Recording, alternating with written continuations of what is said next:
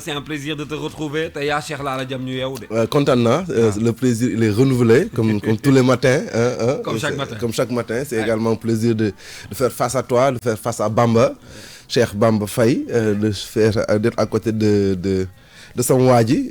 monsieur Sport et monsieur Actu également. waaw moom guerre boo dem mi ngi sa wet. mais nag yow moom war nga ñëw wax foo yeewoo tey ak yaa Cheikh. yaa Cheikh daal nii daal laa yeewoo ak moom tey. En tout cas, je vais t'expliquer l'histoire après. En tout cas, c'est extraordinaire. C'est voilà, Yacher, c'est un grand artiste, il est connu, il a fait déjà Wayini, c'est extraordinaire. Daymel ni tay la. Pourtant ça fait très longtemps. Voilà, y a no ko yalla yeureum. Xare ko aljana. Allahumma amin. Aïcha ñu tambali jotaay bi comme ni nga ko waxee yaa ngi feggo également ak Pama Diakhaté comme chaque matin Pama Diakhaté nu mu demee. sant rek alhamdulilah nu mu demee laa la dóor de ay bonjour. waaw nu mu demee waaw ñu ngi nii rek sant naka waar. voilà kon nice. yaa ngi doxal. ñu ngi doxal naka suba si. sant alhamdulilah di am mbégte retrouvé la. am mbégte retrouvé Dissa Prera Mame Cheikh ak auditeurs rek internet yu rajo King FM. ayca ni ñu ko waxee noonu la bu ñuy tàmbalee jotaay bi nag xam ngeen ni dañ koy tàmbalee tout le temps ak actualité bu tey bi nag li ñu koy tàmbalee mooy mbirum xale yi nga xamante ni nemmeeku nañ ko ay violence ak yooyu ñuy teg seen kaw ak ya ca des. ba sax ñu kolewaale ci li nga xamante ni moom la ñu nemmeeku barki démb ci daara jooju nekk Wakaam Serigne Bakk la ñu ca wax raison pour laquelle ñun tey dinañ ko waxtaanee ci suba si Dissa Prera. waaw violence yi au-delà de violence yi en général les violences faites aux enfants aux tout petits on a l'impression que c'est devenu récurrent ci dëkk bi xale yi nag suñu ay doom lañu suñu ay rakk lañu ay tout tànk lañu. gone dañ ko war a gën a sàmm yiir ko plutôt que de def violence ci kawam maintenant bon lii waral violence bi bëri na cas bi ñuy waxtaane tey mooy cas bi nga xam ne démb moom la ñu jugé au tribunal mooy ndaw si nga xam ne dafa maltraité ay doomu jiit leem lañ su ma jumul ba ñu mujj sax perte ci seen ay bët seen ay kii donc loolu c'est une histoire vraiment pathétique c'est une histoire quand même qui fait mal au cœur je pense que nit ko loo ko bañ quand même war nga ko mun na yem ci ay sentiments kese mais quand même dem ba ku nga xam ne xale la xelam soriwul nga def en sorte que yàq àdduna noonu vraiment parce que dañu yàq àdduna gone yooyu parce que xale bu am 8 ans am silmaxa je pense que amatul même chance que yeneen gone yi nga xam ne ay gone yu am âge comme moom la ñu donc man je pense que cette histoire bu fekkee kooku li mu def li ñu koy jiiñ moo ko def je pense que c'est extrêmement méchant kuñ ko defoon sa doom du la neex te kuñ ko defoon ku dul sa doom aussi du la neex muy sa mbokk mu bañ a nekk sa mbokk du la neex donc du coup je pense que la question fondamentale mooy tey lu tax la société sénégalaise est devenue aussi violente quand même lu tax et on est devenu aussi violent est-ce que dafa yàgg ba nga xam ne que feeñul woon wala yu bees la yu nga xam ne que xëy na li ñuy wax mondialisation ak yu bees yi xew ci àdduna bi tey xëy na mooy tax nit yi am soppeeku ci seen wàllu jikko en tout cas ab laaj bu may samp la man awma ci tontu parce que boo seetee ba seet daaw ñu dégg yu mel nii yàgg na wax nga ko démb Pape Sarr doomu Dissa dalaa nekk doomu Pape Sarr dalaa nekk doomu Kals bu defee nag su noonu ci mbedd mi kii daf koy corriger mais léegi bu fekkee sax ci biir kër yi la ñuy yàqee gone yi kon jar naa tiit Pape Sarr jar naa tiit muy mbir moo xam ne dafa dal ci ay tout tànk ñëw fekk si li nga xam ne moom lañ doon waxtaanee démb muy mbirum ndongo yi nga xam ne ci Wakaam fii lañ leen tegee ay métit tudd également démb rek ñu ngi koy waxaat encore li nga xam ne moo xew ci Dakar Sacré-Cœur muy ay xeetu métit yoo xam ne ñu ngi koy teg ci xale yi quand même ce n'est pas nouveau mais dañu nemmeeku ne quand même de plus en plus mu ngi gën a bari et puis on a l'impression que léegi li may ragal mooy à la limite buñ ci taxawul mu dem ba doon loo xam ne lu banal la comme léegi pratiquement ni mu banalee nit rey nit comme ça nit ñi bon ça ne choque pas autant que que les gens ñuy rey nit ñi comme ça donc il faut que ñu xool loolu exactement pour man solution bi pour ñu xam ko il faut vraiment ñu xam exactement fan la jógee man je ne dirais pas que c'est quelque chose boo xam ne peut-être que c'est nouveau man damay jàpp rek ci sama xalaat bu gàtt ne xëy na lii yàgg na ci nit ñi mais peut-être tey lay doog a yeewu peut-être ay phénomènes de circonstance moom moo tax tey jii nii ñu gën koo nemmeeku mais man dama gëm ne nekkul loo xam ne lu bees la peut-être lu nekkoon ci nit la parce que nit koo gis comme li ñuy wax dans chaque être humain il y a une part d'animalité maanaam nit koo gis rek am na xeetu mala buy dund ci biiram maintenant li wuutale nit ñi mooy am capacité ñenn ñi am nañ capacité ñu conserver ñu téye seen animalité boobu seen biir maanaam lépp loo xam ne lu bon la wala ay ñaawteef la rey nit wala sàkku nit wala yàkkataan xale wala ainsi de suite nga xam ne dañu naan nit waru ko mën a def ci xelam du ko xalaat sax ba koy def je pense que animalité boobu ñenn ñi moom la ñu mënatul maîtriser ndax je ne sais pas lan mooy raison yi peut-être sociologue yi mën ñu ci aider ak psychologue yi mais loolu moom la ñu mënatul retenir ba tax tey jii nii on voit ces choses là mais boo gisee ce qu'on te raconte mais nan nga mën a jëlee doomu aadama di ko dóor di jël bopp bi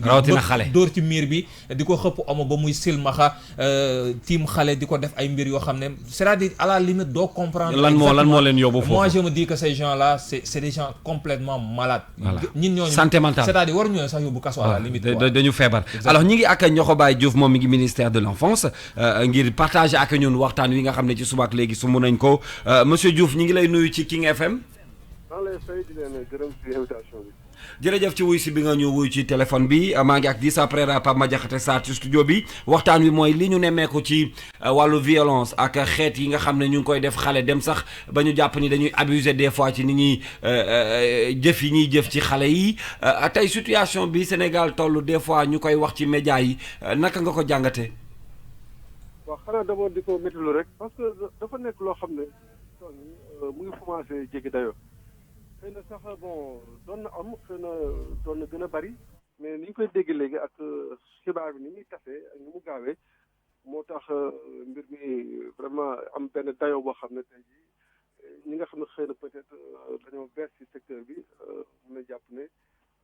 mbir mi lu bees daal mais wàññeeku na dans tous les cas wàññeeku na mais dafa gën a yaatu ci déggin bi dans tous les cas fi ñu toll nii maa ngi dégg seen fin débat bi léegi ki mujjee intervenir di wax ci problème de société bi bon dañu naan société dañoo société bu malade mais non société bi malaadul parce que am na ay valeurs yu fi nekk mais dafa am ay nit ñoo xam ne ñu ngi ci biir société bi vraiment ay ñoo xam ne xëy na seen caractère seen yar seen jikko ak seen passé day influer te ñooñu kenn mënu leen identifier comme ça de visite xëy na suñu nekkee ci biir nit ñi dañuy reetaan dañuy xaw di capturer ñoom ngay teg na ñoo gën a baax gën a laabir mais su wéetee la ñuy def dafay safaanoo ak li nga xam ne moom la ñuy wane de sorte que kenn lu mën a bàyyi xel ci ñoom ñi gën a def lu bon mooy ñi gën a mun a naxaate ñi gën a mun a sàngoo loo xam ne du seen melokaan moo tax souvent dañuy tromper vigilance moo tax dans tous les cas li am solo mooy li nga xam ne mooy dispositif communautaire bi nekk en place parents yi communauté bi voisins yi ñun direction bi pratiquement du toog benn weer boo xam ne du ñu am ay dénonciation ay appels yu ñuy woo ay voisins nañu seen dëkkandoo mu ngi bundu xata ay doomam wala ay xale yu ñu leen dénk ñu ngi leen di médical su ko defee ñun dañuy def délégation léeg-léeg brigade spéciale des mineurs la ñuy woo ñu wàcc fa su fekkee ne dafa am violence léeg-léeg aussi ñu nooy dem waxtaan ak ki nga xam ne mooy tuteur bi souvent sax du parent direct tuteur lay doon waxtaan ak moom ba pare nag mettre ko en garde xam na ko ne ko lii ngay def nii nëbbuwul te aussi su continuer yoon day dal sa kaw ba pare dañuy aussi waxtaan ak xale xool xale bi ci ban état la nekk ban situation su fekkee ne dafa nekk loo xam ne dafa mën a jéggi dayo ñu jéem a dal xale boobu mais daal li am solo mooy waajur yi seen bopp il faut que ñu interpeller seen responsabilité ndax wax dëgg yàlla doomu alal la ku ñu ko dénk yaa ko war a sàmm yaa ko war a toppatoo fu mu mënta nekk tamit waru la ump mais Niokhobaye oui oui c'est vrai que yéen a ngi def ay jéego ci liggéey bi Dissa Préra moo nekk ci kaddu gi mais service de protection de l'enfance daf may xaw a jaaxal tuuti su ma déggee autorités yi di naan mbir yi xaw na wàññeeku quand même parce que démb rek ñu ngi am fii ki nga xam ne mooy professeur Serigne Mor Mbaye ñoom dañu taxawal benn programme bu tudd PASS bu xam ne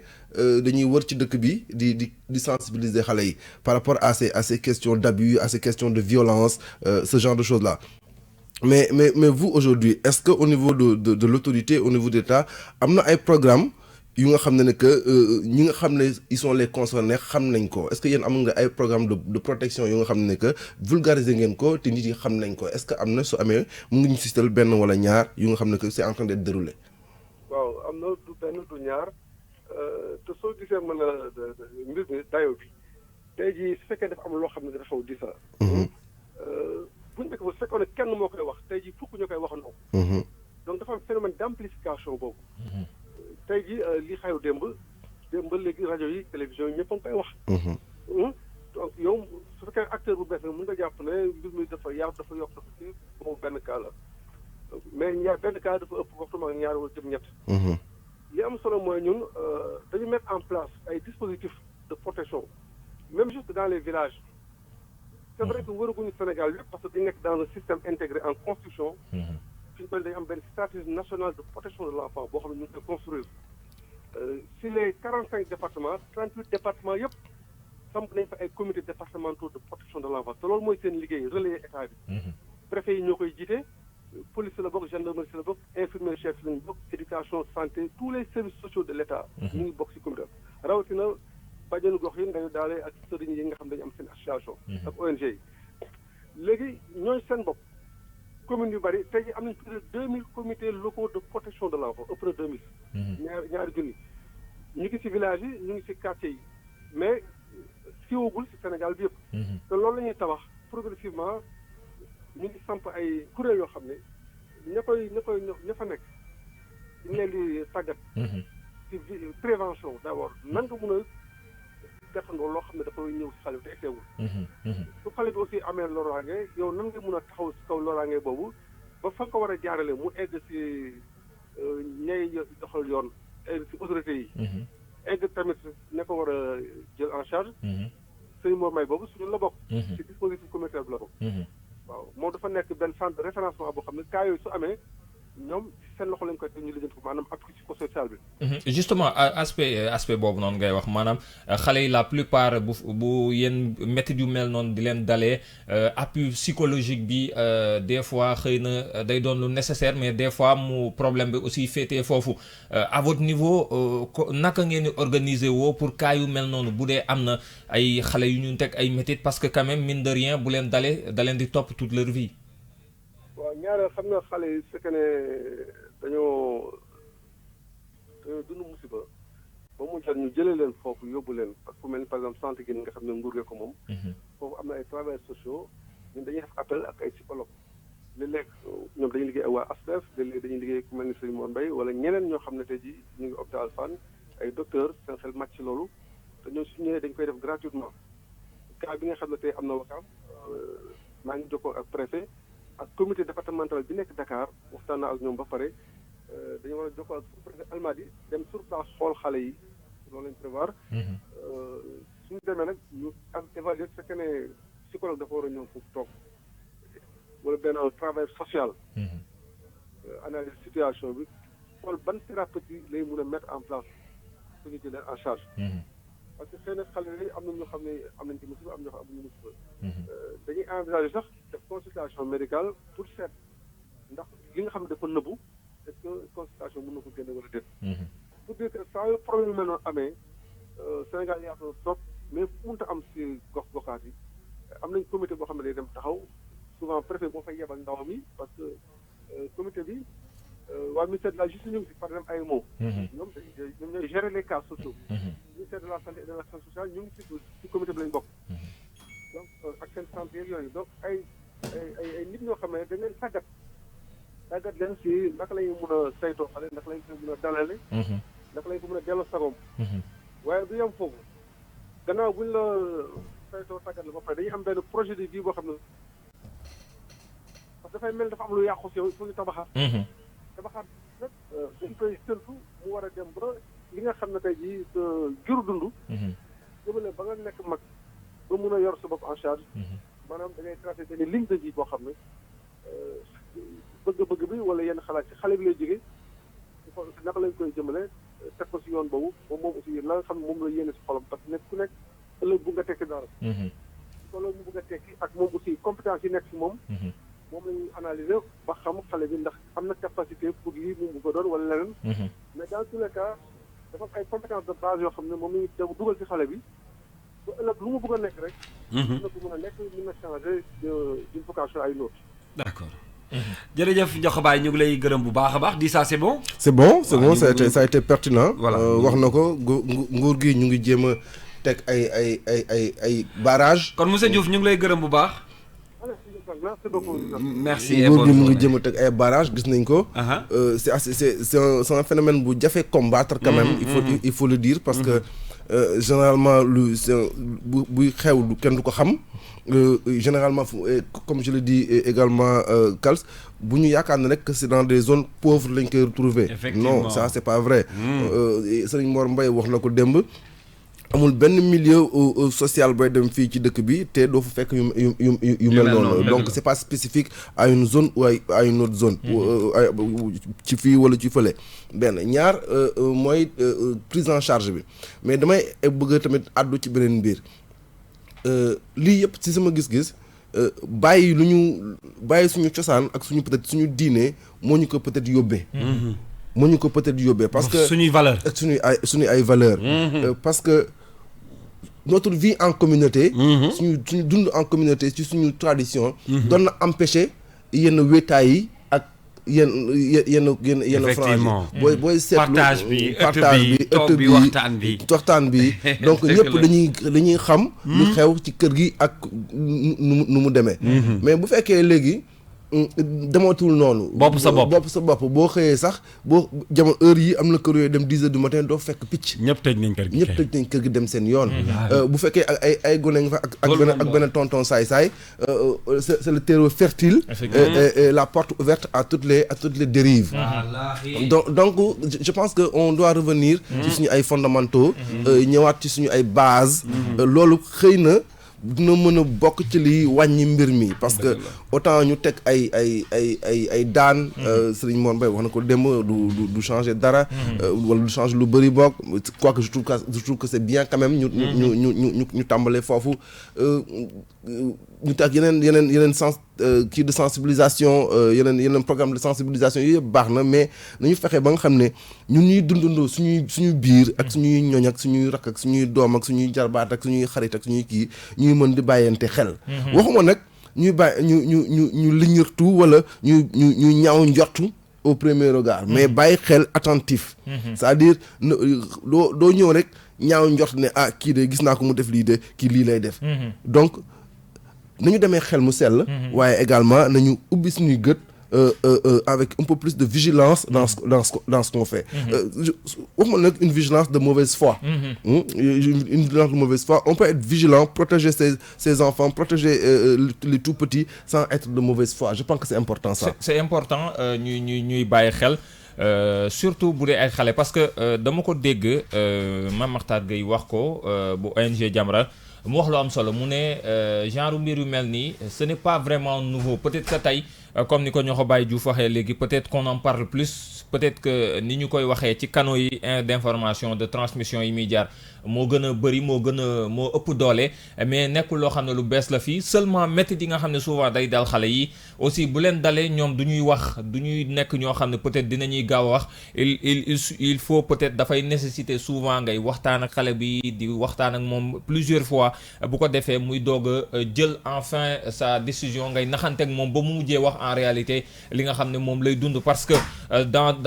ci cas yi nga xam ne yëpp lañ ñemmeeku moo xam à Dakar Sacré-Cœur moo xam ci à Ouakam ci daara bi entre autres li ngay dégg mooy xale yi dañu naxanteeg ñoom ba ñu mujjee finalement décider daal di wax parce que amoon na ay tiital yoo xam ne tegoon nañ ko ci ñoom di leen tiital naan la boo defee lii boo waxee dinaa la def lii wala dinaa la def lii donc loolu il faut que ñi nga xam ne ñoom ñooy nekk ci biir kër yi ñooy nekk ci bërëb kon jàpp ngeen ni part de responsabilité yi ci njaboot gi am dafa bari. am nañ ci responsabilité sa njaboot faaw ngay waxtaan ak moom di nekk ak ñoom tout le temps ñu lay sentir bu ko defee lépp loo xam ne gis nañu ko rek ñu xam ne lii nii war nañ ko wax communication bi di jàll voilà danger am na ci ñoom bi di jàll voilà loolu mën na dimbali ñu wax la ko parce que sinon loolu bu amul xale bi day noppiwaale métit bi mën na dund ak moom ay ati at gis nañ fi ay cas yoo xam ne waxuma sax Sénégal mais dans le monde entier ay xale yu ndaw yoo xam ne pendant des années presque 10 ans ñu ngi dund métit mais mënuñu ko wax parce que ñemewuñu ko wax parce que en réalité amul ku leen jege ngir waxtaan ak ñoom ba ñu mën ko am confiance ci moom ngir mën koo dénk métit yi ñuy dund donc ça également ci biir kër yi faw wajur yi am complicité boobu ak seen doom ba nga xam ne lépp loo xam ne sentir nañ ko ci ñoom rek sa doom yàggee ak moom boo amee complicité ak moom quand ça ne va pas da nga koy xam alors ñi ngi ba tey ginnaaw bi ñu jokkoowee léegi ak ñoxo baay bu ministère de l'enfance ñi ngi ak Mao Wane moom mi ngi direction wu protection des droits de l'enfant ci waxtaan wi tey bi ñu ko sumbee moom it bëgg nañ mu bokk ci monsieur Wane ñi ngi lay nuyu bu baax ci King FM. maa ngi leen di delloo nuyoo bi. ñu am mbégte ànd ak yow di la jaajëfal bu baax waxtaan bi benn ponk la mooy xale yi nga xam ne nemmeeku nañ yenn jëf yi ngeen di def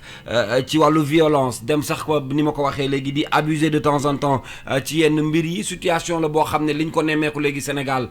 bari na naka nga ko jàngatee yow. man la ma jàngatee xam nga yenn yi rek moo feeñ ñu gën a garaaw yi nga xam ne xale yi maa ngi rendre hommage xale yi nga xam ne am nañu âge génn ko feeñal ko xam nga lan moo gën a nekk problème comment ku mel noonu nekk ay année ci benn koñ nga xam ne di sàkku xale yi ba pare kenn mosu ko kenn jàpp ko loolu mooy en fait ñun dañuy dëkkandoo ay nit ñu ñëw ne dañuy jàngal xale ba pare kenn du am benn contrôle communautaire parce que nit ki aussi da ngay xool mënoo gis ay xale di dugg ci benn kër amuloo ñaawuloo ci njort loolu mooy premier dañu perdre suñu devoir de vigilance en tant que communauté en tant que noonu la tudd population. Deuxièmement aussi même soo xoolee affaire football bi mais dañu war a xool sport yëpp cas bi xëy na day révélé xam nga yàlla dafay won yenn yi ñoo nag yaay dem ba ci biir profiter ci situation yu mel ni def ngandum enquête ba xam. Parce que protection des enfants, ça veut dire que c'est une société amatul système de défense, ou en tout cas système de défense dafa affaiblir.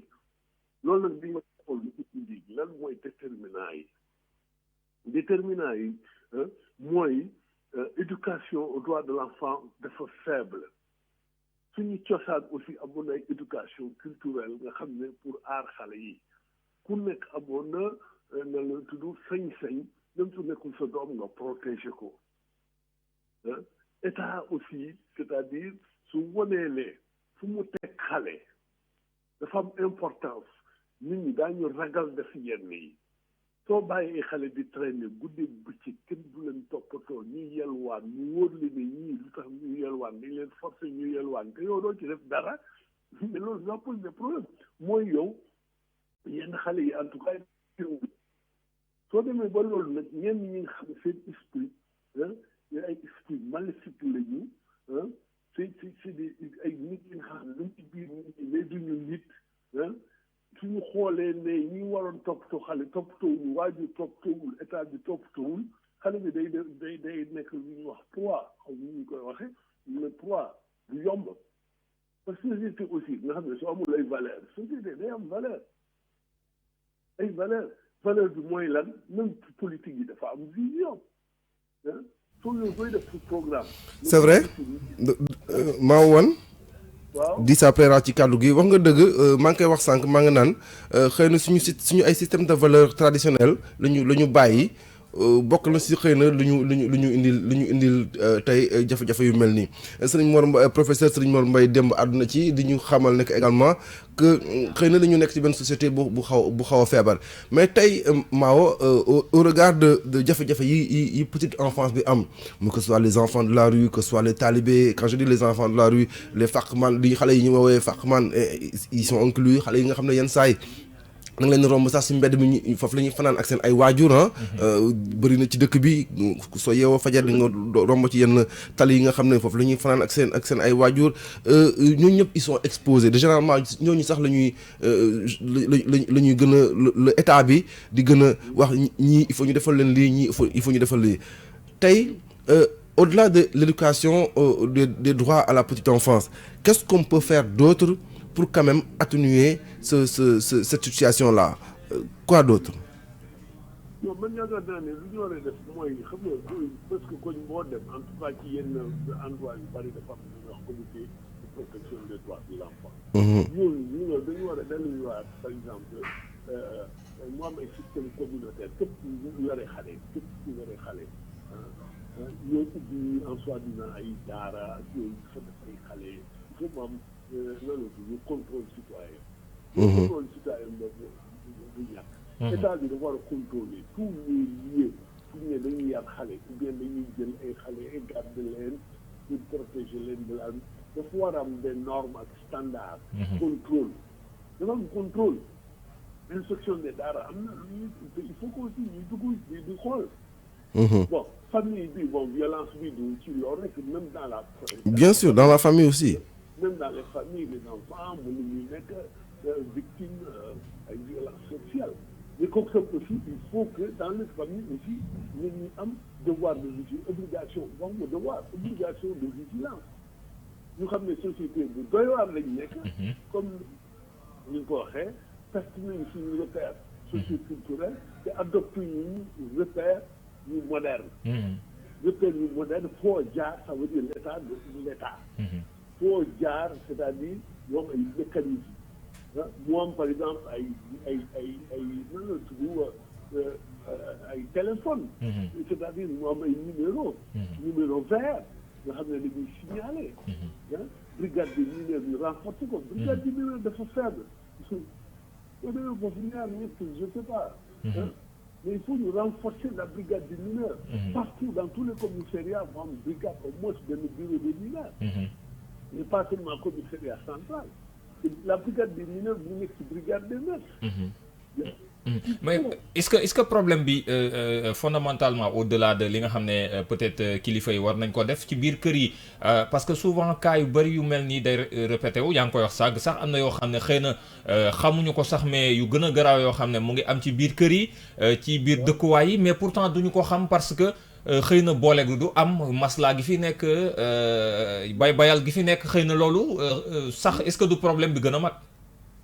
non mais kooku bokk na ci problème yu gën a mag beneen problème bu gën a garaaw amuñu benn mécanisme de signalement par exemple duñu xam duñu ñooñu par exemple c'est des monstres mais soo leen gisee dañuy am normalité. il faut ñu am par exemple di tàggat même les parents. quels sont les signes yi nga xam ne par exemple nit ñi. lan lañu ces monstres là soo nekkee ñoom nit lañu soit toujours ñoo lay gën a nekk nit de ñoo lay njëkk ci jàkk yi ñoo lay njëkk ci église ñoo lay njëkk ci mais c'est des monstres tu comprends donc il faut que nit ñi xam d'abord yan endroit la affaire football yi ay di yóbbu xale yi ay yooyu centre yi il faut ñu koy xool man bëgguma kii nan la tudd tuumaal nan la tudd stigmatisé kenn mais dañu war xool tous les lieux tous les endroits yi nga xam ne ou bien les institutions qui sont en contact avec des enfants sous prétexte dañ leen di jàngal sous prétexte dañ leen di toppatoo sous prétexte dañ leen di kii football Sénégal yi aussi seen naïveté il faut qu'on rompe aussi ja il faut que ñu romp bon ku nekk yaakaar na doomam da ko war yóbbu centre mu ak football yóbbu Europe il faut qu'on rompe avec l'Europe il faut qu'on rompe avec l'Occident ça c'est extraordinaire ce gars-là qui vient dans notre pays depuis des années mu nekk fa nekk xaw ma lan préparateur physique di def la nga xam ne te avec une naïveté c'est-à-dire il faut ouvrir une enquête avec une complicité pas seulement mu yam ci ñoom. maanaam dañu war a profité ci li nga xam ne moo xew ngir nag dugg ci biir enquête exactement li nekk ci biir. lépp laa la wax lépp laa la wax lépp c'est-à-dire il faut passer société bi yëpp jël société daf ko sorte scanner. scanner société bi sur la question d'abord les enfants c'est ça. c'est pas possible. C'est vrai que bon, on n'a rien pour dire que les gën a bari ou pas, mais ce qui est clair qu'aujourd'hui, c'est plus médiatisé. C'est plus médiatisé. Il y a des formes encore qui sont cachées. Parce que les enfants aussi, ils viennent par exemple développer dans le sud les capacités nga xam ne ñoom dañuy dénoncer. ay xale yu ndaw su leen defee noonu dañuy dem ba yaakaar ne loolu mooy norme bi. loolu mooy norme. góor bi tudd góor dañuy yaakaar ne loolu mooy norme. man bëgguma sax gis ci reçu yi ak yooyu parce que man du ma ko lire. parce que xam naa fait bi déjà. ou bien par exemple di leen photo di wane. comme c'est ça que laa gis ni ce monstre là bi koy wane. sur des habits photo bi nga xam ne avec un visage humain. Yooyu aussi ça fait partie. mais mon avis dañ ko war a dénoncer. tout à fait. médias yi ñu ñuy traité nii par exemple sànq bëgguma wax benn journal ak yooyu. mais soo ñuy gis waa ji ki nga xam ne moo nekkoon Wakaam soi-disant Serigne la woon. c'est terrible. C'est terrible. On le montre sur un visage humain. À la limite, loolu day participer ci banalisation bi. tout à fait maa aussi et puis bon là il faut arrêter ça. doo leen may place boobu. il faut relater les faits. pour effectivement que opinion bi xam loolu. parce que dañ ciy jàngat. maa ngi remercier tous les médias. merci beaucoup. merci beaucoup Maowa Wane. merci beaucoup ñu ngi lay jaajëfal. jërëjëf merci beaucoup mu yëkkati kàddu yu am solo mais bon xaw na duut baaraam tuuti média bi aussi. Bon je comprends Mao hein c'est partagé les responsabilités. Oui, les responsabilités sont partagées mais quand même moi étant dans les médias je peux comprendre aujourd'hui la une de certains quotidiens par rapport à cette question-là. D'accord. Quand même le fait il est grave. Il est grave à un point où quand on est un journaliste normal, logique, on se doit d'aller creuser derrière cela. C'est les gens de la presse, c'est la presse écrite. Oui, c'est non la ñu war a def. C'est-à-dire ils n'ont pas et lu ñu war a fësal la sax. Non, ils sont allés au-delà du sensationnel, au-delà du bling bling du fait. te loolu métier bi maye na ko. non daf ko exiger sax. Ouais, mais doguma la quand je vois par exemple dans un journal je ne me rappelle plus ban la boo xam ne tey jii nii mais xëy na yamul par exemple ce qui s'est passé à Dakar Sacré-Cœur ci li nga xam ne moom lañ tuumal waa ji mais il est allé fouiller dans son passé ba retrouver ne ce n'est pas la première fois mu koy def mais ça c'est important. day wane encore une fois c'est-à-dire benn problème lay poser te benn avantage la ci ñi nga xam ne ñooy gérer mbir yooyu mën a jëlee mooy beneen yoon bu ñuy jëlati nit nañu xool son passé. parce que amaana bu ñu xooloon passé bu ñu defoon le travail journalistique bi nga xam ne sunu naataangooy def nañ ko. amaana du ñu ko jël parce que dañuy xam ne kii defoon na ko donc mën na ko defaat wala bu ñu koy jël tamit dañ koy surveiller. donc je pense que ci benn côté ce que fait la presse dans les journaux def enquête bi investigation gëstu mbir mi. en réalité fi mu jugee je pense que c'est très important et au contraire ça peut aider. Si c'est un monstre mais on doit savoir d'où nous vient ce monstre. Et on doit montrer savoir. ak ni mu mel fan la ma cosaanam lan moo ko tax mu def lii. fu mu jógee ay témoignages. c'est le travail bon je peux comprendre que mu ëtt ñenn ñi parce que xëy na position bi journaliste bi di taxawee du bokk ak position bi nga xam ne moom la parent bi wala droit de l'hommiste bi wala le défenseur des droits de l'enfant di taxawee quoique quand même on est tous partenaires on se bat pour la même chose. Mao Wane je le comprends. buy wax lii nekkul que daf ñu meree wala daf ñuy dut sax baaraamu tuuma. jàppoon loolu parce que suñu partenaire la. mais juste il se désole un peu parce que xëy na xolam mooy wax. xolam mooy tooy du am envie xool. nit ñu mel noonu. borom kër mooy wax. C'est un père de famille. C'est également un défenseur des droits de l'enfant mais yu mel ni mënta ñàkk. Il faut qu'on aille au fond des choses. Et defe naa ça c'est le sens. te fasal ko aussi daf ciy baax loolu moo nekkoon. ponk ponk bi ñu doon waxtaanee tey ci suba si jokkoo woon nañ ci ak Niokhobaye Diouf bu ministère de l'enfance naka noonu Mao Wane mi nga xam ne moom la ñu taxali ko léegi ci téléphone bi doon waxtaanee lépp lu jëm ci xale yi nga xam ne nemmeeku nañ ni ay ñaawteef ñu ngi koy jël di ko teg seen kaw 10h29 la ñuy jàll nag ci benn page de pub bu ko defee ñu dellu si waat loolooy marqué pause bi bu ñu dellu seen nag wàllu éducation dinañu intéressé ak ki nga xam ne moom moo di Koumba Ba tey ñu war a dalal ay étudiants yoo xam ne ña nga jóge université bu Cheikh Anta Diop dinañu waxtaanee non seulement jëm jooju di Cheikh Anta Diop mais yeneen i mbir yoo xam ne dina concerner suñu invité yi ak lépp lu jëm ci wàllu éducation une page de pub on se retrouve juste après. Koumba Ba ci jotaay bi nga xamante ni moom la ñu jagleel lépp lu jëm ci wàllu éducation comme tous les mercredis ci waxtu wi Koumba Ba nag moo ñuy andi lépp lu jëm ci xibaaru éducation yi moo nga mel ni ku nekk classe moom mi ngi bind fi mu ne nii am gaay ko bu mu bind ba pare noté nga. ba pare noté nga ba pare. noté naa ba pare. ci bloc note bi. waaw ci bloc note bi. waaw kon baax na allez bonjour. bonjour Kals kon maa ngi lay nuyuwaat. naka suba si waaw suba saa ngi nii rek. mbaa yaa ngi ci jàmm. waaw maa ngi sant borom bi. am mbégte bu rëy àndaat ak yow. waaw xam nga ni comme talaata àllarba bu ne. le plaisir est partagé. maa ngi nuyu Cheikh Faye mi nga xam ne moo nekk ci digital bi. kon tey nag ni nga ko waxee 9-11 ci éducation bi dañu ñëw ci beneen anam. comme niñ ko defee woon y a de cela 15 jours di innover toujours di dem vers ñi nga xam ne ñoom ñooy école ak université yi nekk ci Ndakaaru ak ci Sénégal looloo waral ba tey ji nag ñu am mbégte bu mag a mag di fi dalal ñi nga xamante ni ñooy ay ndongo ay étudiants mën naa leen tuddee noonu yu bàyyeekoo ci université Cheikh Anta Diop notamment ci département d'histoire bu bile université tey jii nag ñuy waxtaanee kàngam bu mag boobu di Cheikh Anta Diop nga xam ne ayubés bi ñu génn sargal nañ ko foofee ca université ba dem ca ceytu di gox bi nga xamante ni bii foofu la ganee àdduna waaye ñu ngi ci plateau bi ak ki nga xamante ni moom mooy monsieur Kalidou Banor moom doctorant la en égyptologie ñu ngi lay nuyu. maa ngi leen di fay Koumba di nuyu auditeur King FM di nuyu waa département histoire particulièrement le club des antiquités. exactement ñu ngi fi aussi Kals ak ki nga xamante ni moom mooy Ndiana Faye moom nag mooy coordonnateur bi nga xam ne mooy bu club des antiquités bu département d'histoire bu université Cheikh Anta Diop bu Ndakaaru kon monsieur Faye ñu ngi lay nuyu. maa ngi leen di nuyu ñeen ñëpp di ziar ñëpp particulièrement étudiants yi nekk ci département histoire yëpp ainsi que tous les étudiants de la faculté des lettres et des sciences humaines de l'université Cheikh Anta Diop. Et aussi les membres du club. exactement ñu ngi fi ak ki nga xamante ni moom mooy chargé de com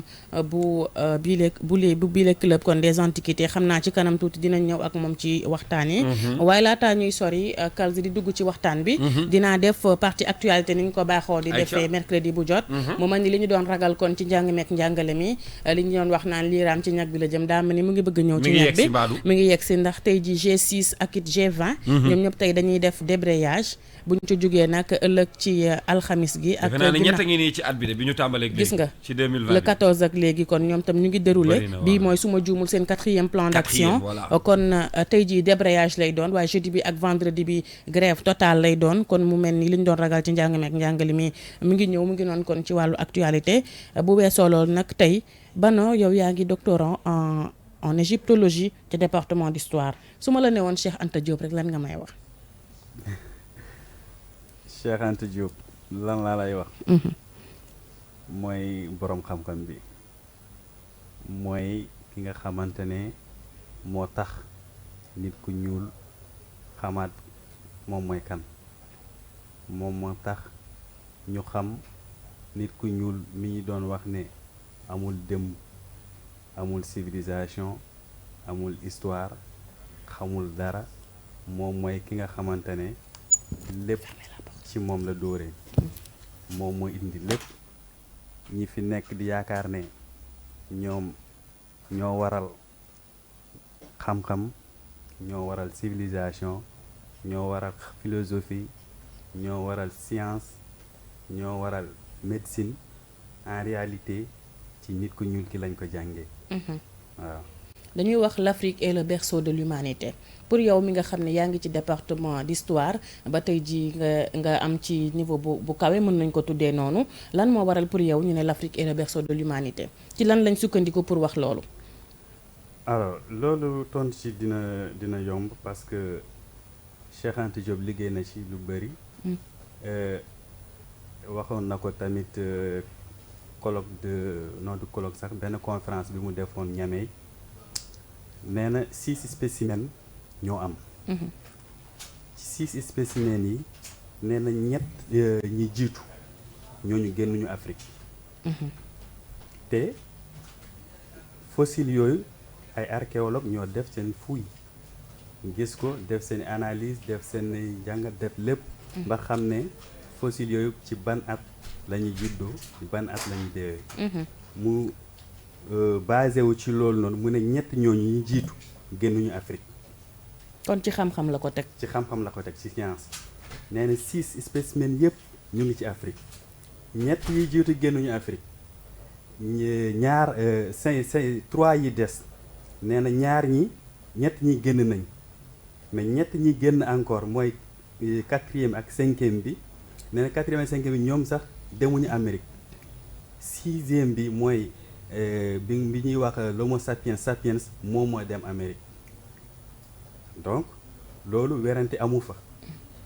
parce que xool nañ ba xam ne fi ñu yaakaaroon ne foofu mooy berceau bi ñu demee xool nañ ne dañoo fekk ne li ñu gis Afrique moom moo gën a yàgg li ñu gis foofu ba ñu defoon nañ ba ne la vallée de l'Indus moom moo nekkoon berceau bi déplacé waat ko waaye bi ñu ñëwee Afrique la ñu xam ne exactement fii la parce que toutes les spécimens s'y trouvent.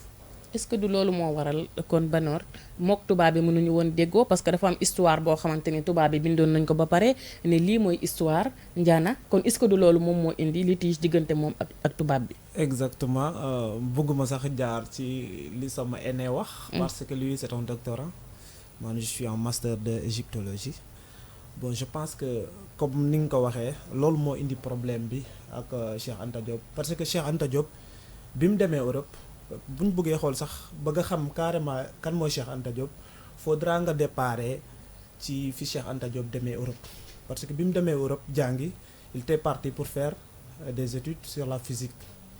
mais bi mu demee ci la gis ne li gars yi doon bind suñu histoire nekkul woon li nga xamante ne. moo am réellement du coup li moom mu ne faw ma dem gestu jiwaat ba xam ndax li ñuy wax ci sama dëkk. dëgg la am déet parce que liñ doon bind moo nekkoon ay kii ñoo xamante ne ay philosophes yoo xam ne dañuy naan nos ancêtres des Gaulois ak ñoo xamante ne dañuy ne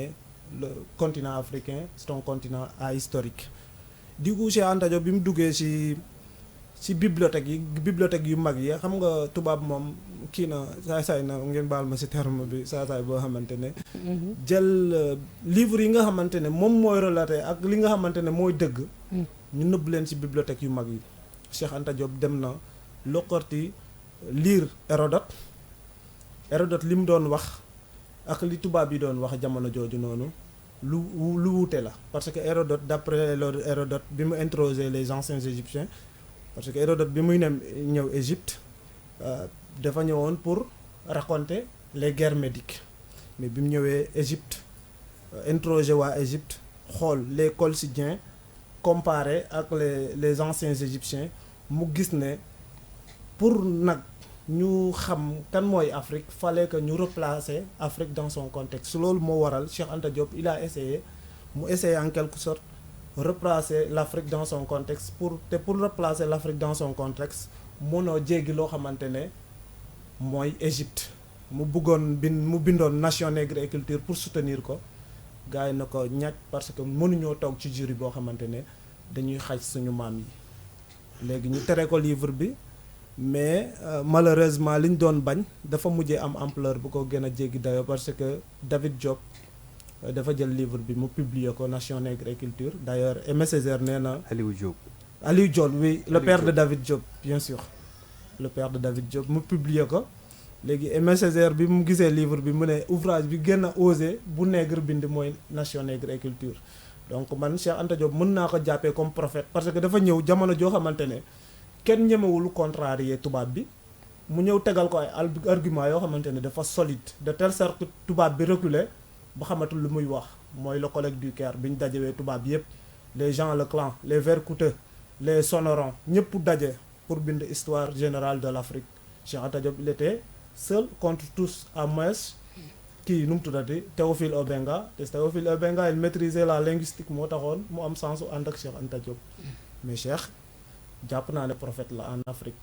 exactement yaakaar naa ci kanam tuuti sax di ngeen ñu tojal lan moo waral turu pharaon bi ndax buñ koy présenté casquette yi bëri na lool waaye li ñuy dégg turu pharaon bi bëri na lool. te jullit la woon Banor. kon tey jii ba ci teesam bi mu koy présenté ñu ne dafa amoon problème pour am jury lan moo waraloon loolu pour am jury boo xamante ni ñoom ñooy déglu pour noter thèse boobu noonu. xam nga bi muy bugg soutenir thèse bi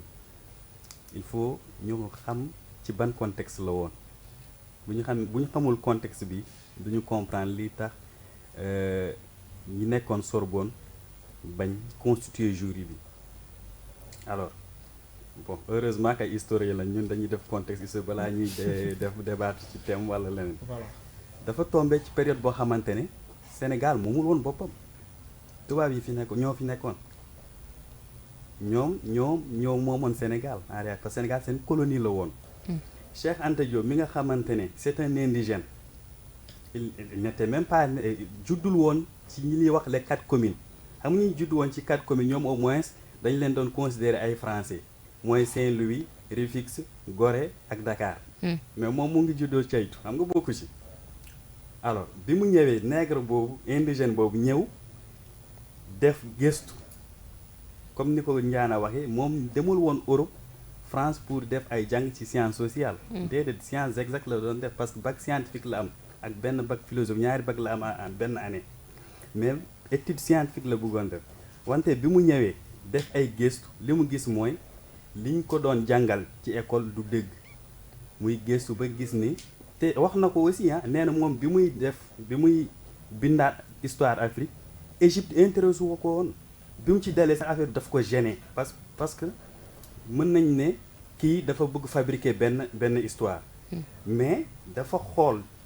avant colonisation bien avant même l'esclavage auteurs yooyu lañ doon wax ci Afrique te ñoo xamante ne dañoo voyager gis ñi jógee ci égyptiens yooyu mooy ñoom Hérodote bi muy dem Égypte c'était au 5e siècle boobu Égypte mu ngi woon sous la domination perse mais teewul métissage bi am yëpp bi mu loon xoole moom nit ñi ñuul lañ koy nurul mu gis ay quotidiens ñoo xamante ne ñoom gis ay ressemblance yooyu parce que nee na comme les quotidiens ils ont la peau noire et les cheveux crépus malgré métissage bi moom gis na ñii nuruwuñu ak nit ñu weex ñi ak ñu tubaab yi mais ak nit ñi ñuul la ñuy nuru mu xool lu bëri mu nurule leen ak loolu la alors Cheikh Anta Diop bi mu xoolee lu bëri gëstu dafay gëstu mu xam ne Afrique Égypte ancienne mooy Misra ay nit ñi ñuul la ñu woon bi mu ñëwee thèse bi ci boppam ça veut dire quoi dafa weddi li nga xamante ne depuis plus de 100 ans ñoom tubaab yi loolu lañ leen jàngaloon c'est-à-dire que indigène bi ki nga xamante ne ñun ñoo ko yilif dafa ñëw weddi li suñu maître suñu sëriñ li ñuy jàngaloon daf koy weddi loolu ñoom mënuñ ko woon concevoir ndax la période coloniale la woon te colonialisme lan moo ko indi ñoom dañuy ñëw pour indil ñu civilisation ndax ñun xamuñu dara ñun ak mala yi ñoo yam alors xam nga boo xoolee contexte boobu di nga comprendre lan moo tax contexte difficile la woon di nga comprendre lan moo tax tubaab yi bañ ne lii duñu constituer jury mu soutenir ko parce que li mu ci wax yépp day weddi ñoom li ñu jàppoon depuis plus de 100 ans parce que ñoom nee nañ dañoo ñëw pour indil ñu civilisation moom mu ñëw wane ne civilisation boobu la ñuy wax ci Afrique la juddoo te ay nit ñi ñuul ñoom ñoo ko defar day andi problème loolu sax bokk na ci li nga xamante ni moom moo taxoon mission am difficile am na ñu doon wax sax c'était perdu d'avance parce que yu bëri yu mu doon def moom Cheikh Anta pour mu fësal ka da doon métti parce que ñi ko war a fësal ñoom ñoo ci doon teg seen tànk ba ci fii ci réewum Sénégal amoon na ay litiges yu am diggam ak politiciens yi ndax ci loolu la jóge woon mën nañ ne ci loolu la jóge ba léegi jeexul de ba léegi fii Sénégal am na ñoo xamante ne dañuy xeex liggéey Cheikh Anta Diop loolu man maa la ko wax moo waral vulgarisation bi des ba léegi am na xanaa xeex boobu fasul ndax xeex boobu fasul nit ñi xamuñu ko si am na ñi ko xam ok ba pare noppi lan mooy seen intérêt pour xeex ko jalousie la bon ñoom ñoo xam peut-être que bon yaa une am na ñoo xamante ne peut-être comprendre ñu mais am na ñoo xamante ne seen intérêt personnel bul fàttee tubaab bi li muy def diviser pour mieux régner mooy li ñuy wax xaajaloo ndax ñoom ñu mën fi nekk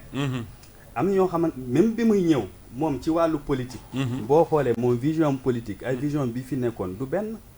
moom ak ñi nuroog moom ci Afrique yëpp. Cheikh Anta Diop moom lan la bëggoon mooy unité africaine. donc xeex bi ko tubaab yi doon xeex mooy continuer ci ñeneen ñi ba tey. la mainmise de l'Occident. justement man li ma ci bëgg a yokk rek parce que Cheikh Anta Diop bi mu soutenir thèse am S-lettres bi mu génnee salle bi li ñu ko introsé xam nga lan la wax désormais je vais rentrer en Afrique noire pour participer à la formation des futurs cadres. bi mu ñëwee Afrique bi mu ñibbisee dañ ko booleel ak ndaw yoo xamante ne. dañ koy topp ba fii. fii nii Louis Vincent Thomas am lu mu waxul Cheikh Anta Diop bi mu ñëwee dafa publier article mu ne Cheikh Anta Diop c'est un fou c'est un nerveux. fii la bëggoon jàngale département sociologie pour am accès ci jeunesse bi. mais liñ ko bañal ko liñ ko def mooy que ni ñu def benn barrière entre Cheikh Anta Diop et la jeunesse. moo taxoon Cheikh Anta Diop dafa meloon dañ ko réserver woon côté IFAN. foofu la nekkoon di def ay démarches am mais malgré tout. moom il a réussi à parler à la jeunesse par ses ouvrages Nation nègre et culture, antériorité des civilisations nègres, civilisation ou barbarie, les fondements économiques de l'Afrique noire. yooyu la utilisé en quelque sorte pour am accès à la jeunesse. bien que bañaloon nañ ko accès am ci université muy département sociologie bi nga xamante ni foofu la bëggoon accès dañu bañal ko finalement mu nekk ci IFAN loolu yëpp bokk ci ay jafe-jafe yoo xamante ni bii dund na ko moom Cheikh Anta ci lépp rek jëm ci teg ay politique de développement teg ay politique yoo xam ne day wane Afrique moom boppam bu ñu ñëwee tey ci découverte carbone 14 ak vulgarisation ndax keroog ñëw naa fekkee ngeen di def exposition ci Cheikh Anta Diop ma gis façon bu ñu waxee ci carbone 14 interpellé si ay scientifique ñoom si seen jëmm bopp ñu ne ñoom mosuñu xam ne carbone 14 lii yëpp mu ngi ci kon ba tey li ñu leen di jàngal ci biir amphi yi ak li nga xam ne moom la Cheikh Anta bàyyi am na écart bu mag boo xam ne moom moo ci am. waaye mooy li ma la waxoon léegi rek xam nga sànq yaa ngi may ne ñu ngi koy xeex ñu ngi ko doon xeex ma ne la xeex baa ngi wéy ba léegi. loolu bokk na ci parce que fësaluñu. bon am na ñi ko def am na ñoo xamante ne comme ñoom professeur Aboubakir Moussa Lam ñoom professeur Babacar Sall ñoom professeur El Hadj Malick Dem Missir Sarr ñoom professeur Doucouré ak ñeneen ñi nekk département civilisation ancienne professeur Boubou Diop ak ñenn ñoo xamante ne ñu ngi civilisation africaine département anglais wala philosophie ñoom ñu ngi jàngalee xalaatu Cheikh Anta Diop mais boo gisee lii nii yow yaa ko waxal sa bopp yow yaa leen interroger ñoom nee nañ xamuñ mooy am na lu bëri ci ñu ngi fac science voilà te Cheikh Anta Diop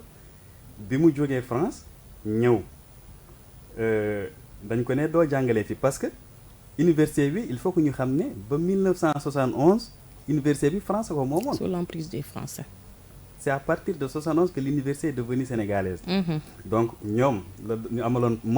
amaloon problème fan bi mu fi ñëw ñu ne du fi amee. mu dem IFAN nekk fa defar laboratoire am moom moo defar laboratoire carbone 14 bi moom moo ko defar. di fay liggéey di fa def ay analyse di def ay recherche am di publier nag dañ ko xañ mu jàngale ndax xam-xam bi mu yor mu bañ ko sol ci nit yi jeunes yi waaye yàlla may na ko leneen loo xamante ne mu ngi koy def. te mu ngi jot public boo xamante maanaam du ko mën a jot ci bu doon jàngale ci université parce que livre moom boo ko bind ñu ci bëri mën nañ ci jot waaye amphi koo xamante ne du matière am mën na ko bañ a xam waaye boo defee livre ñu bëri dinañ ci jot alors mooy li ma la wax rek c'est que vulgariser wuñu lu bëri ci li mu liggéey bu ñu ko defoon dina même les mathématiques am na démonstration bi mu dafa def benn traduction mathématique benn comment ça s'appelle encore benn théorème en wolof te bul fàtte ne nee na amul benn dëkk buy développé ci làkku jaambur mënul am promotion des langues nationales ba ci civilisation négro-africaine sax bu ciy wax ci wàllu langue yi da ngay gis ne jox na ko gëdd bu am solo mais tey jii yéen Banor dama lay interpeller naka noonu Ndiana tey jii lan moo tax ba tey amuñu jug taxaw ngir fexe ba njàngaleem Cheikh Anta Diop law ci biir Sénégal au moins. am na ñuy jug taxaw am na ñuy jug xëy na dañoo xaw néew doole wala yàlla moo dogalagul mu am mais.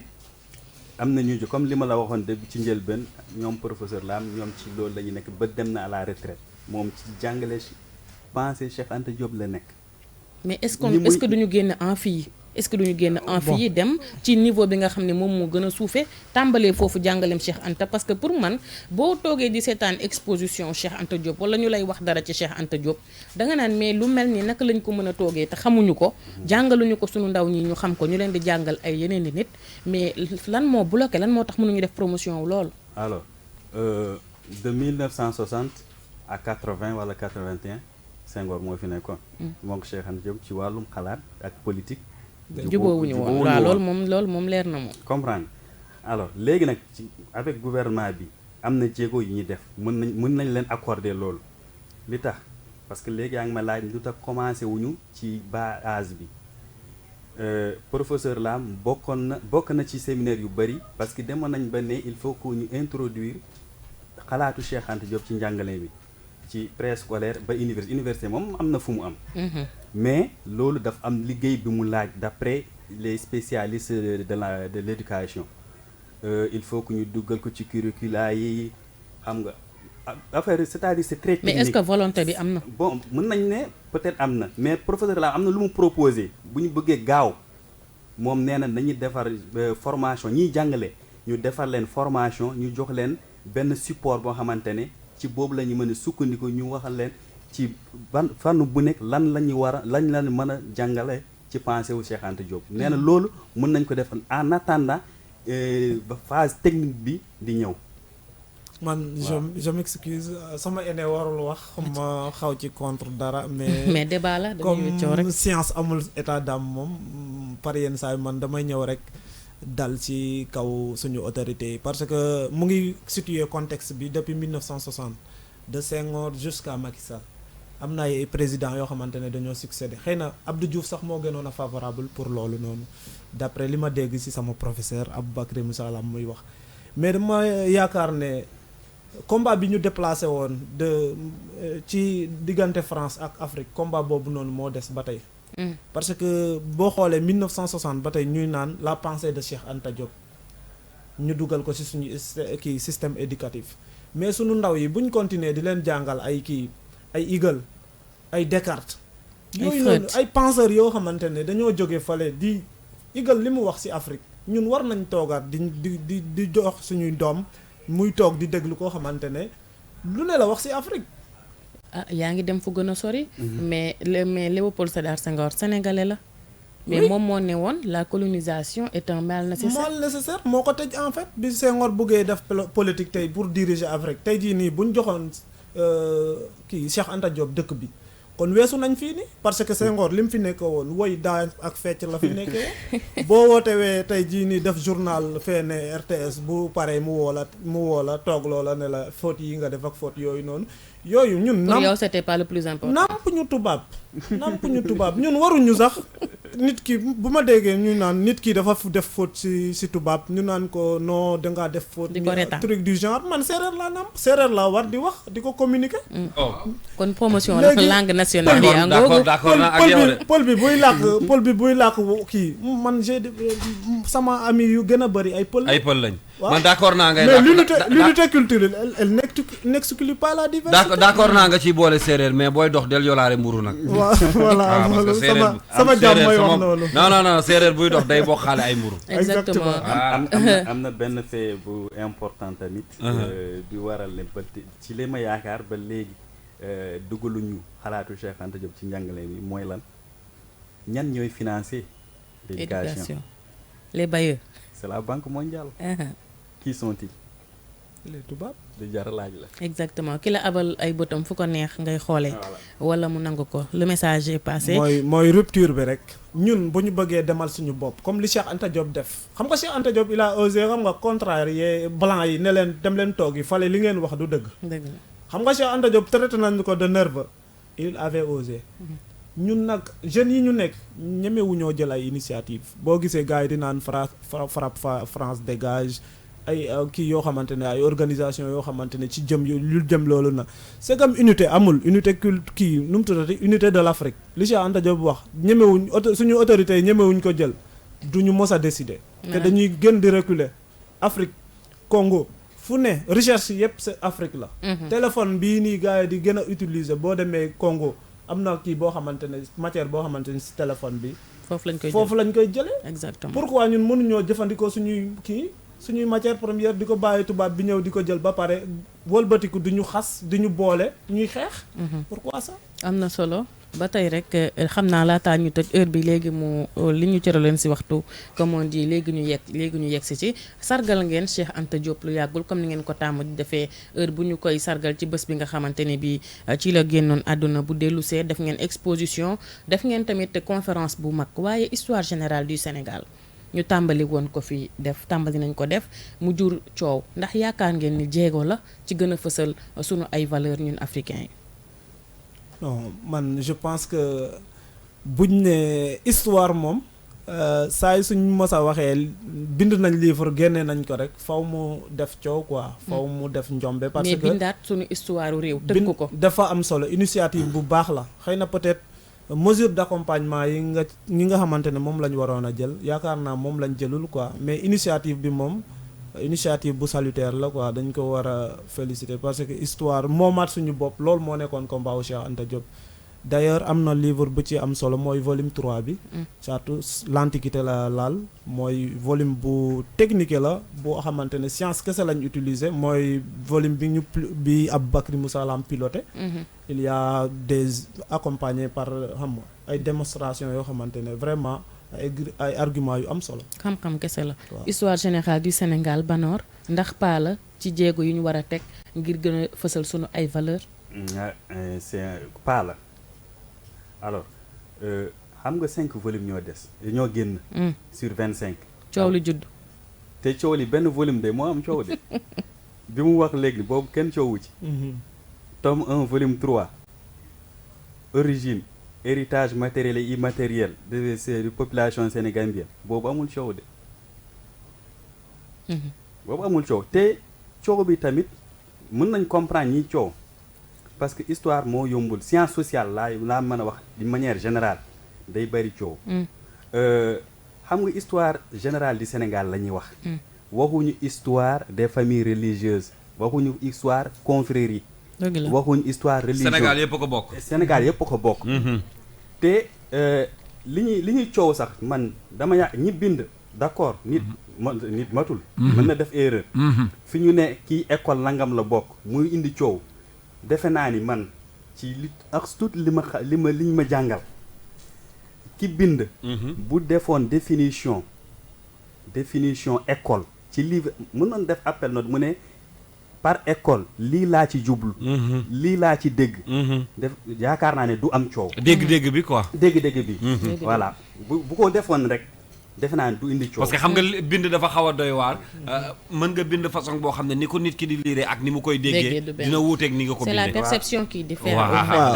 fait ci loo gis. perception bi ci nit yi am moom mooy wuute. te loolu nag yaakaar naa loolu mooy intérêt bi après jur débat ñit ñi waxtaane ko mais nag bëggoon naa ñëwaat tuuti balaa ñuy tëj kal xam naa ni waxtu bi jeex na ki nga xam ne moom mooy chargé de communication bu club des antiquités daf fee teew te ku wax université tamit wax ay jafe-jafe yu nga xam ne ñi fay nekk dañ koy dund saa su ne ma bëggoon tuuti rek moom Ibrahima Ndiaye alias Aimé Déré c'est ça Aimé Déré day ñëw nii rek sa boor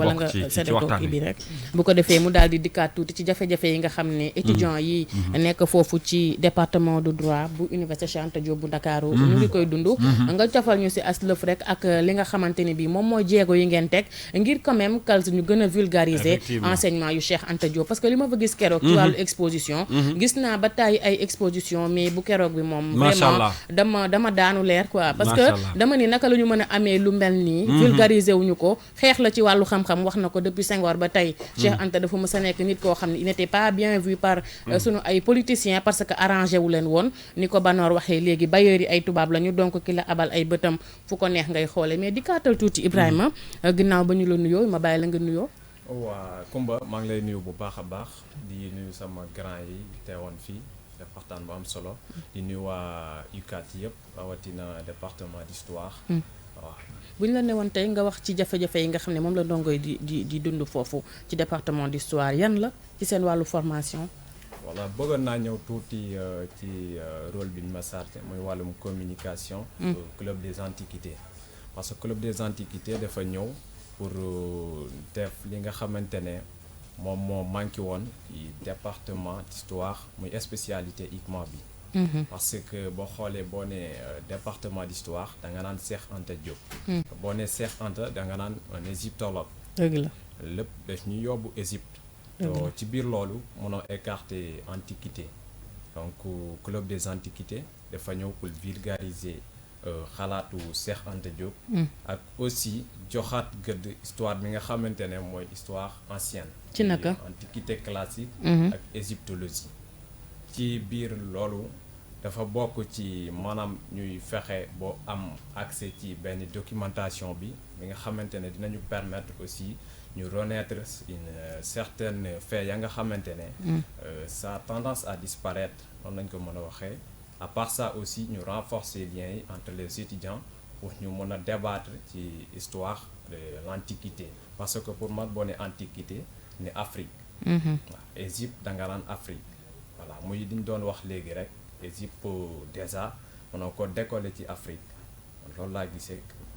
exactement yan activité ngeen di mener de façon générale pour participer ni nga ko waxee ci vulgarisation enseignement yu Cheikh Anta Diop. waaw donc loolu dafa nekk objectif yi muy d'abord nan la ñuy def pour déggoo ak ñi nga xamante ne ñooy bokk ci ñi nga xamante ne ñooy doxal xalaatu Cheikh Anta Diop. D'abord le mouvement Carbone 14 gis nañ activités yi ñuy doxal. ñu favoriser ay liens yi entre ñun ak ñoom pour ñu mën a waxtaan ci Cheikh Anta Diop woo étudiants yi ñu def table ronde dekkalaat Cheikh Anta Diop bu baax a baax a baax. parce que pour man Cheikh Anta demul fenn mooy fii. exactement à part ça aussi ñu jéem a xool autorités yi ñu jox ñu documentation bi wax comme ay ouvrages. Pourquoi pas institut d'égyptologie ñu mën a am accès ci les sources anciennes parce que boo nee histoire antique da nga naan source. def également le plaidoyer. voilà pour am au moins gain de cause ci yenn mbir yi nga xam ne yéen a ngi koy kaas fexe ba njàngaleem Cheikh Anta Banoor nit ñi di ko sentir ci li nga xamante ni moom mooy école sénégalaise bi yaakaar naa challenge la. gis nga pour jàngale xalaatu Cheikh Anta Diop bu weesoo. li ñu bëgg def ak séminaire ak ñoom seen tant que defuñu fi institut d'égyptologie à Dakar. bi nga xamante ne égyptologue yi fi nekk te man ko yor ñu jox leen ko tant que defuñu ko defe naa ne dellawuñu Cheikh Anta Diop gëddam. loolu mooy li ñu war a def ndax nit ñi xam kan moo nekkoon Cheikh Anta Diop. ñu dëkkalaat Cheikh Anta Diop ci biir Sénégal ci biir université bu nga xamante ne moom lañ ko tuddee. exactement am na solo débat bi waaye nag yaakaar naa li ñu cërale woon ci wàllu waxtu egg nañ ci li nga xamante ni moom mooy cëppaandaw li comme on dit xanaa ma bàyyi leen rek def tuur ku nekk daal di tàggatoo amoon nañ mbégte lool nag dalal leen tey ndax keroog gis nañ ay mbir yu am solo yoo xam ne yéen a ngi koy def ca département ba ngeen féete ce sont des exemples yoo xam ne c'est à saluer moo waral invitation bi nag tey ndax dama dem gis liggéey bu am solo bi nga xamante ne yéen a ngi koy def ci Cheikh Anta Diop ma ne pourquoi pas ñu woo leen fii partager ko ak yéen kon Kalidou Banoor yow doctorant nga en égyptologie c'était un plaisir ñu dalal la fii bàyyi la rek nga tàggatoo. plaisir partagé Koumba maa ngi leen di sant di leen di gërëm ci invitation bi ci temps d'antenne bi ngeen ñu may ñu waxtaan ci Cheikh Anta Diop. maa ngi sant waa département histoire sama professeur ñoom professeur Aboubacry Moussa Lam ñoom El Hadj Malick Deme ñoom ñëpp. ku lim juum sant sama waa dëkk waa Yacine Lake sant samay àndandoo samay mbokk waaw di gërëm ñëpp. am na solo kon Ibrahima Ndiaye. waaw comme ni ko Banoor waxee rek dañuy njëkkee ci sant yi. ñooy sant waa département histoire bu baax a baax di sant waa UCAD. ñu ngi leen di nuyu de passage. voilà rawatina autorité yi nga xamante ne saa buñ jógee ñoom dañuy jóg muy le chef du département Mor Ndaw ak suñuy professeurs yi nga xamante ne mooy Aboubacry Moussa Lam Hamadou Cheikh Sarr ak ñeneen yoo xamante ne tey yaakaar naa bu ñuy lim du ngeen ko jóge liste bi voilà. am na solo kon Ndiana Faye yow tamit ñu ngi lay jaajëfal bu baax di fàttali ne ci waxtaan bi nga bokkoon sànq ba tey ci wàllu éducation kon Kalzu ñu amoon mbégte dalal leen nag ñoom waa département d'histoire am na solo keroog gis naa liggéey bu am solo bi ñu def di vulgariser li nga xam ne moom mooy njàngaleem Cheikh Anta ci exposition yoo xam ne vraiment man mi mosuma ko woon gis waaye keroog découvrir naa ko foofu un parcours très très très riche d'un homme très humble waaye nag feesoon dell ak xam-xam c'est dommage que jusque là mënuñoo vulgariser li nga xamante ni wane sunu doom yi ak sunu ak askan bi li nga xam ne mooy liggéey bu am solo bi mu doon def waaye am nañ yaakaar ne ñu mel ni ñoom dinañ yëkkati drapeau bi ba ci kaw ba Cheikh Anta vraiment ñu koy dégg fu ne njàngaleem tamit ñu koy gis fu ne ci àdduna bi kon éducation baa ngi noonu pour tey xanaa dig daje rek mercredi prochain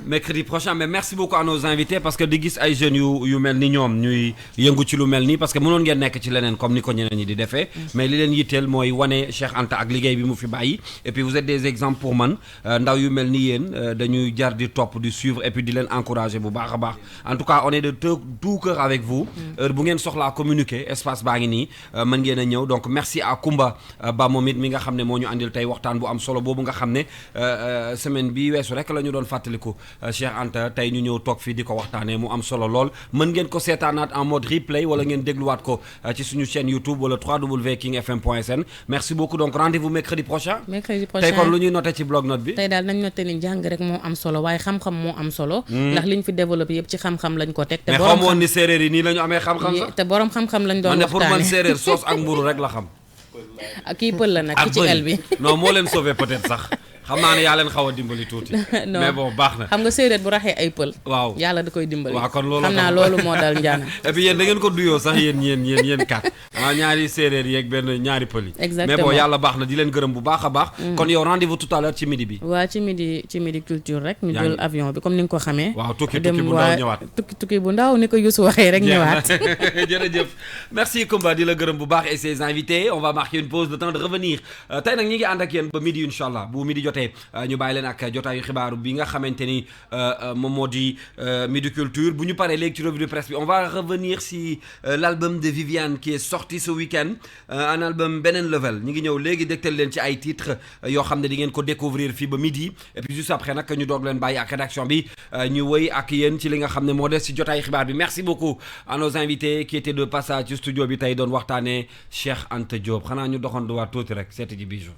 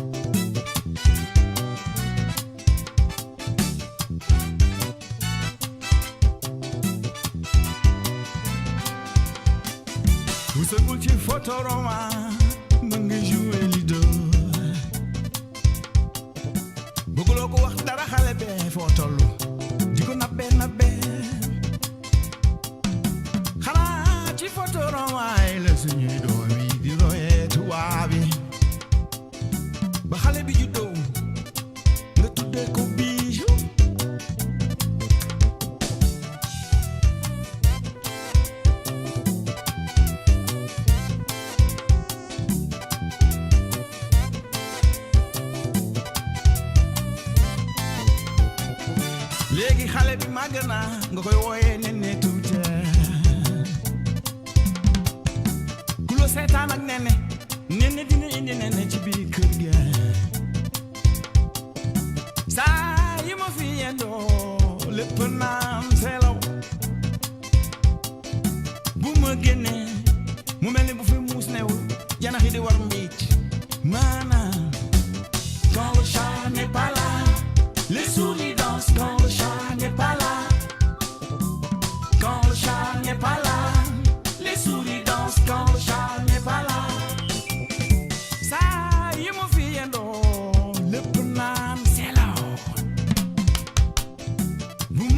sante mu mel ni bu fi muus newul janaxi di war mi maana